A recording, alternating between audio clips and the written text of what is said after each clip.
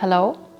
So if you want to increase your chance to experience love without too much draining, suffering and pain, I would suggest to learn the skill of loving without attachment, to love with detachment.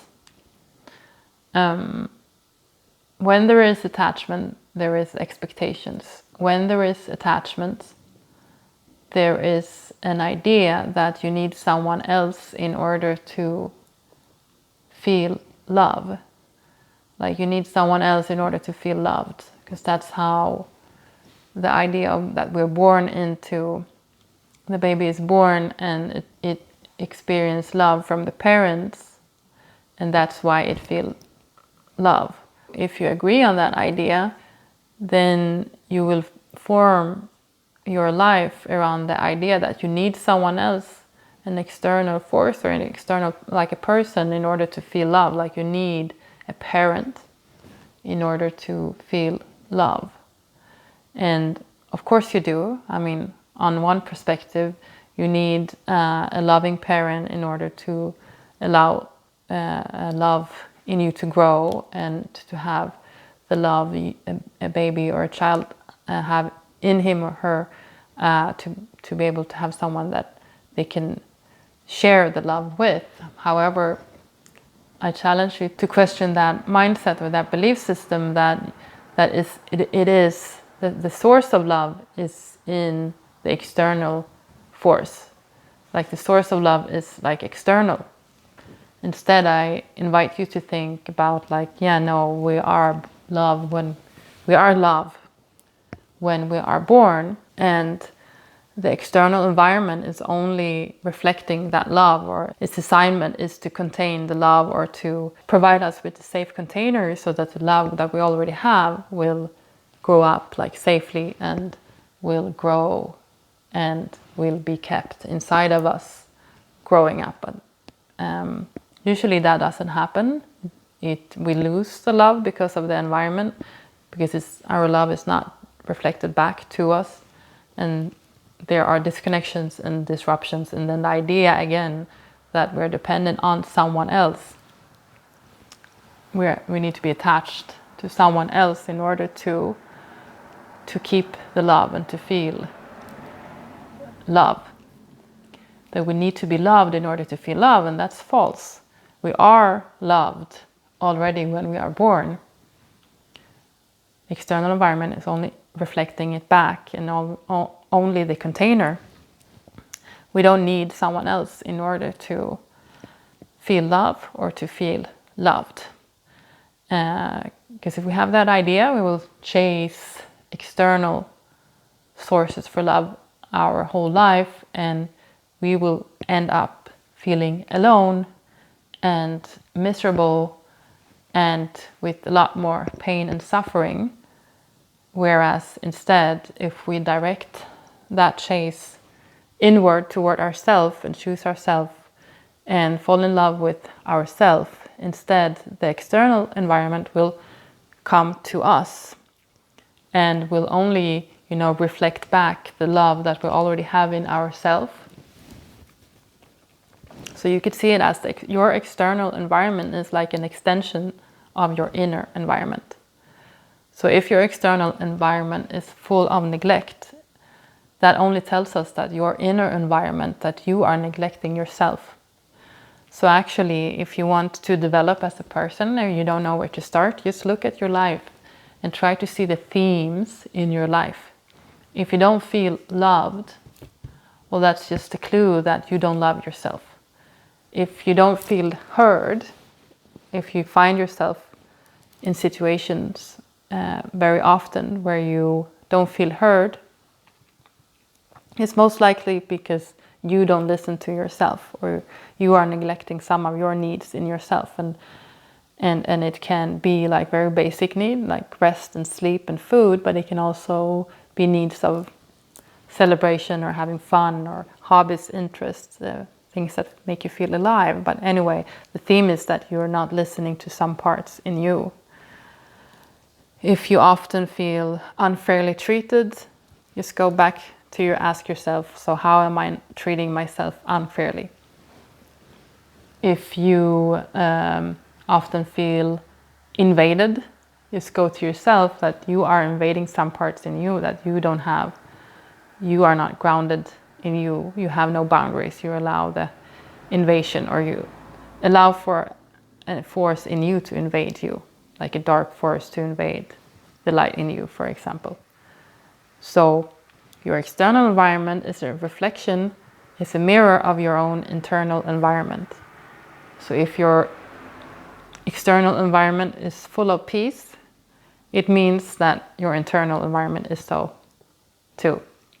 And this is often what comes up when I have clients, when I suggest how they regulate their emotions or their inner environment that they need to work on, to finding peace in themselves or ground in themselves. And then they might say, yeah, I know, but it's very difficult because things keep happening in my life. It's always new things. It's a lot of drama, and I can never find peace.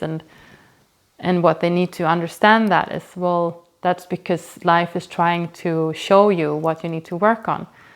Life is trying to show you, it gives you drama all the time because it's drama inside of you. So that's the clues you can look at to know what you need to work on in yourself. So coming back to then how the pain or the source of a lot of suffering and a lot of unhealthy relationships and a lot of dramas in your life, it's often because of you're too attached to things, to people, or to the outcomes of your desires.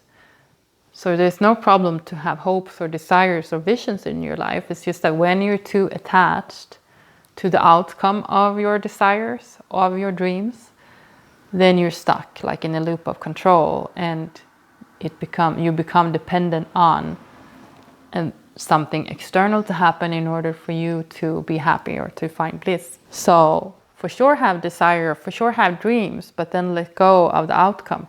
Detach from the outcome. It's easier said than done, and it requires a lot of inner work. But the reward of that inner work of becoming more detached, which I've basically been talking about in all of the other videos, how you can detach more from other people, or from how other people is behaving, or becoming less dependent on other people in order to feel in a certain way or feel happy. Where the answer is always go back to yourself, always go back to understanding yourself and choose yourself and understand that the power and the love was already in you when you were born, and you are not dependent on something else or someone else in order to feel the love in you, or in order to be happy, or in order to have fulfilling relationships. Is all in you already. And when you start to feel that you are love, or you are in love with yourself, then you can also love someone else, but without being attached to how that person is going to treat you back, or how that person is going to behave. Then you love with detachment. You don't need the other person to fulfill you.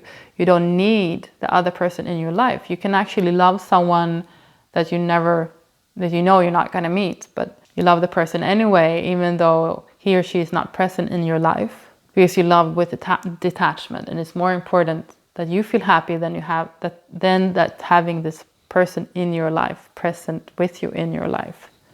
And that is an example of loving with detachment.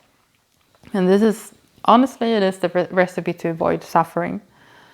When you attach to someone, with that comes expectations that you need to get something special from that person, or expectations that that person or whatever it is should act in a certain way in order for you to feel in a certain way. And then you're always going to be, either you're going to end up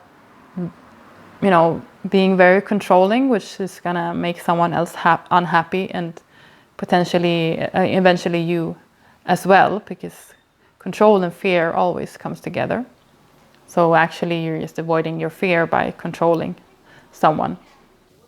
or you're going to end up very miserable yourself, like very scared and anxious because you're dependent on someone all the time, and dependent on someone else, or an external force is controlling your inner environment. So when you love intensely or you feel intensely, but you're not attaching your emotion to something external, you're not putting the emotion into someone, or having the belief that someone else needs your emotion, you're containing it in yourself, like you're feeling a lot of things, but it's all in you. That's loving with detachment.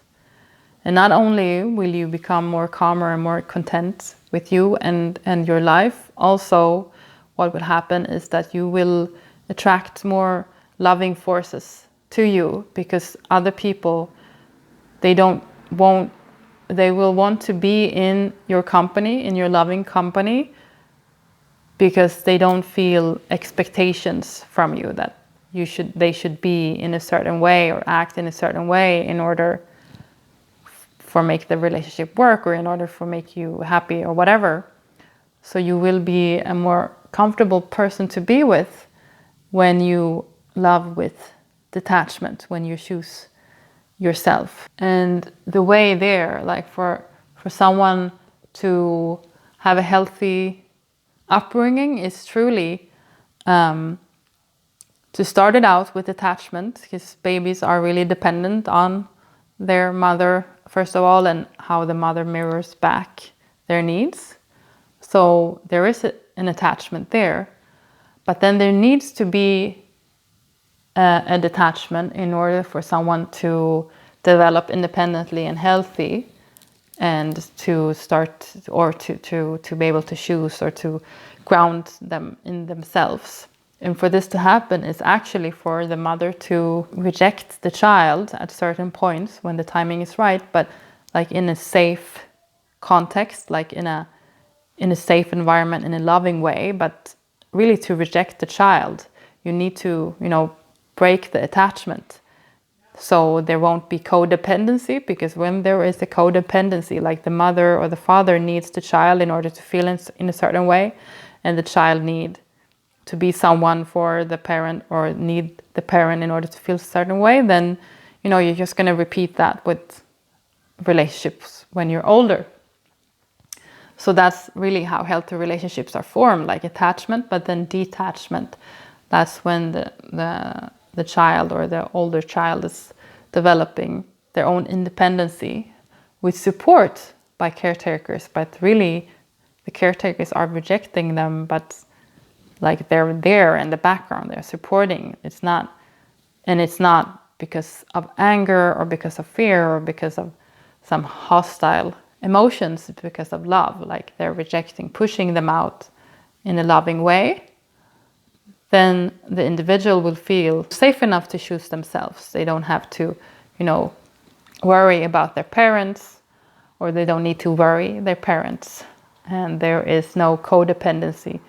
There is more independency, but in a communal environment. So we need each other, but we are independent people with each other. We need the presence of other people, but we don't need to attach to other people in order to survive.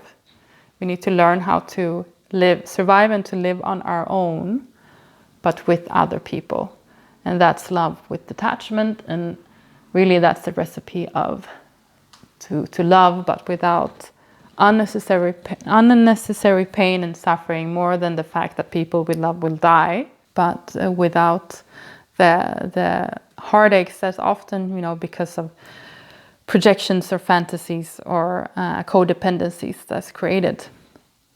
So ultimately, the only heartache that we need to face is actually death, but everything else is in a way unnecessary if we love with detachment.